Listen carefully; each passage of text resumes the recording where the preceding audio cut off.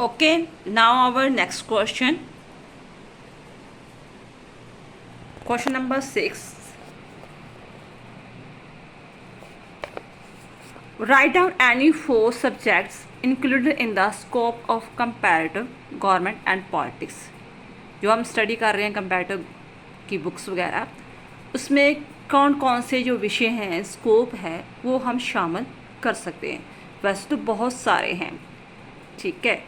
जैसे हम डेमोक्रेसी में कहते हैं, जितना भी कह लो सिस्टम पढ़ रहे हैं, सब कुछ इंक्लूड कर सकते हैं।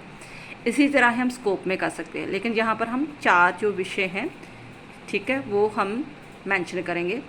फर्स्ट तो जे the comparative and analytical study of different political system is the subject matter of the comparative government and politics. जब कंपैरेटिव गवर्नमेंट एंड पॉलिटिक्स की हम बात करते हैं तो जे हमेशा ही कैसे स्टडी करती है, कंपैरेटिव करती है, 2 चीज़ों को लेकर कंपैरेटिव करती है और उनका एनालिटिकल करती है। मान लो मैं 2 देशों का कॉन्स्टिट्यूशन पढ़ रही हूँ, डेमोक्रेसी पढ़ रही हूँ, पार्लियामेंट्री सिस्टम पढ़ रही हूँ, यूके एंड यूएसए का, ठीक है, प्राइडेशन रूल्स पढ़ रही हूँ या सुप्रीम कोर्ट का जब पढ़ रही हूँ, कोई भी ले लो सब्जेक्ट वगैरह, तो उनका मैं क्या करूँगी, फर्स्ट ऑफ ऑल कंपैरेटिव करूँगी, देन आफ्टर उनका एनालिटिकल करूँगी। और second, the study of political culture is the subject matter of the comparative government and politics.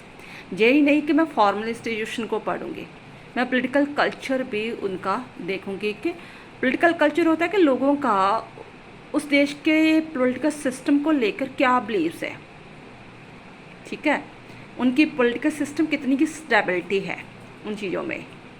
जैसे मान लो कि हमारा पड़ोसी देश है, बांग्लादेश है या पाकिस्तान देश है, वो डेमोक्रेसी में इतना बिलीव नहीं करता, उसके बिल्कुल ऑपोजिट हम जो है वो डेमोक्रेसी में बहुत बिलीव करते हैं, तो वो पॉलिटिकल कल्चर में एक काउंट करती है ये चीज़ें।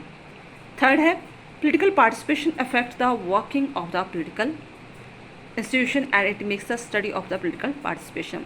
जितना पॉलिटिकल पार्टिसिपेशन होगा, मैं किसी पॉलिटिकल पार्टी का मेंबर बना हुआ, जब मैं वोट डाल रहा हूँ, मैक्सिमम लोग वोट डाल रहे हैं, जहाँ किसी भी कोई विषय आ रहा है, देश में कोई प्रॉब्लम्स क्रिएट हो रही है, उस विषय में बढ़ चढ़ कर मैं उसमें अपने विचार रख रहा हूँ कि ये चीज़ें सही है या गलत है, ठीक है। जैसे आजकल कोलकाता का रेपिस्ट कांड चल रहा है, तो मुझे सारी अवेयरनेस एज ए सिटीज़न होने के नाते, ये नहीं कि मैं पॉलिटिकल साइंस का स्टूडेंट, इसलिए एज ए सिटीजन होने के नाते मुझे वो सारी चीज़ों का पता होना चाहिए कि एक्चुअली ये चीज़ें हो क्यों रही है, क्या कारण है, क्या रूट्स वगैरह है, क्या कॉज वगैरह है, किस तरह ये पॉलिटिक्स को भी अफेक्ट कर रहा है और सोसाइटी को भी कर रहा है। तो ये चीज़ें फ्यूचर में ना हो तो ऐसा क्या होना चाहिए, तो वो सारी चीज़ें क्या आ जाएगी, डायरेक्ट या इनडायरेक्ट में पॉलिटिकल पार्टिसिपेशन आ जाएगी, ठीक है।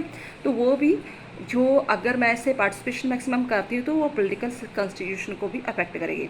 तो वो कर रही है ना, वो वहाँ की जो सीएम है उनको मैक्सिमम अफेक्ट कर रही है। जब लोग मैक्सिमम जो है जो रोष प्रदर्शन कर रहे हैं, ठीक है, तो वो नेचुरली उस वहाँ की जो गवर्नमेंट है कोलकाता की, तो उसे अफेक्ट हो रहा है। नेक्स्ट है, political structure are the part of the political system and it makes the study of the political structure. Political structure होता है जो एक्सिक्यूटिव है, लेजिस्लेचर है, जुडिशरी है, जितना भी है, जो भी चाहे ब्यूरोक्रेसी है, कोई अथॉरिटी सिस्टम है, ठीक है, वो भी पॉलिटिकल सिस्टम को किसी न किसी तरह अफेक्ट करती है। आई होप ये चीज़ आपको अच्छी तरह समझ में आ गई होगी। थैंक्स बेटा।